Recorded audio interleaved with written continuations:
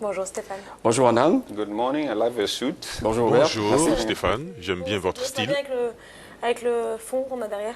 Merci. À quelques jours de la présidentielle américaine du 8 novembre, Tout vous à nous fait. parlez aujourd'hui de l'African Growth and Opportunity Act, AGOA, cette loi votée en 2000 par le Congrès américain et qui structure les relations commerciales entre les États-Unis et l'Afrique.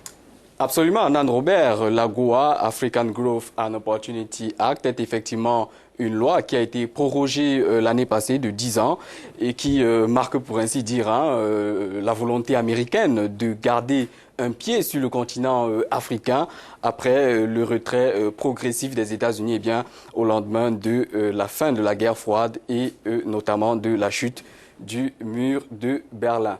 Eh bien, je précise que l'AGOA est donc une loi adoptée en 2000 et qui exempte de droits de douane des produits en provenance d'Afrique subsaharienne. Ces produits, en termes simples, ont un accès préférentiel au marché américain.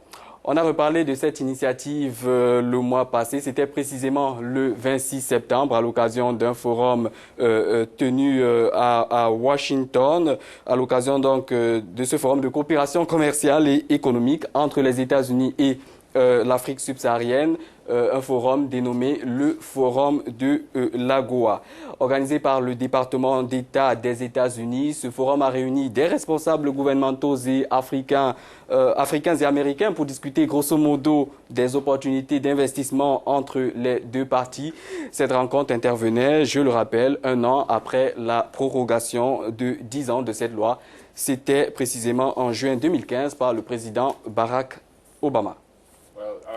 Stefan, from what I am, and this whole African-United States partnership, we have the elections just a Alors week away. Stéphane, concernant tout ce partenariat Afrique-États-Unis, nous avons l'élection présidentielle à venir. Le camp démocrate et républicain, aucun de ces deux camps n'évoque les relations commerciales, économiques avec le continent africain. Governed by the democratic criteria that is set up by both the countries in the continent and the United States.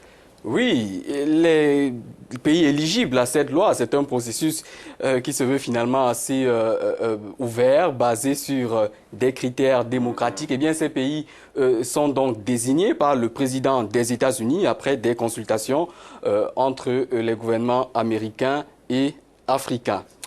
Les critères retenus sont entre autres le respect des droits de l'homme, le respect de l'état de droit et évidemment de la bonne gouvernance. J'ajoute qu'une quarantaine de pays d'Afrique subsaharienne bénéficient des retombées de cette loi. Dans le même temps, certains d'entre eux ont été suspendus pour avoir bafoué des normes de gouvernance démocratique. Je pense ici à la République démocratique du Congo, à la Gambie, au Swaziland et au Soudan du Sud. Je signale que le Zimbabwe, le Soudan, la Centrafrique, l'Érythrée, la Somalie et la Guinée équatoriale n'y sont pas éligibles.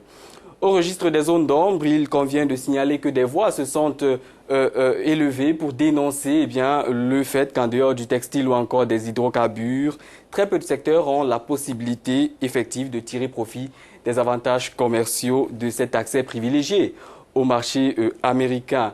Normal, dirait-on, au vu de la structure économique de l'ensemble des pays africains qui ont un fort potentiel agro-industriel. L'exclusivité de cet accord est également remise en question. La majorité des exemptions de droits tarifaires concédées par les États-Unis aux pays d'Afrique subsaharienne sont accordées via des mécanismes tels que qui sont ouverts à tous les pays en développement à travers notamment le système généralisé de préférence, le SGP, ou encore à l'ensemble des pays les moins avancés. Comment ne pas citer ces quelques statistiques qui dressent un tableau assez sombre des échanges commerciaux finalement entre les États-Unis et les pays bénéficiaires de l'AGOA. Ils étaient de 50 milliards de dollars en 2014, soit bien moins que le pic de 100 milliards de dollars atteint en 2008. Et moins du tiers des 170 milliards de dollars représentant les relations commerciales entre la Chine et les pays d'Afrique subsaharienne en 2013.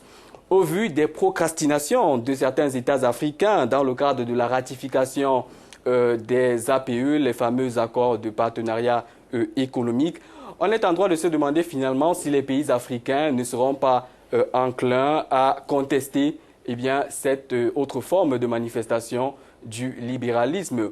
Ou au meilleur des cas, n'aurait-il pas à cœur, par exemple, de renégocier tout simplement l'AGOA en pensant à y inclure, par exemple, la possibilité d'une mise à niveau de leurs économies respectives financées par les États-Unis? Pour terminer, je citerai au-delà de l'AGOA ces quelques initiatives qui marquent les relations commerciales et économiques entre les États-Unis et l'Afrique. Ce sont entre autres l'initiative Trade Africa, la campagne Doing Business Africa, le plan Power Africa, on s'en souvient, lancé par le président Barack Obama, spécialisé dans l'électrification du continent, et enfin l'initiative Feed the Future. Merci Thank you very much, Stéphane. Stéphane. On se retrouve mercredi prochain pour une autre chronique. Merci à vous, Stéphane. Business.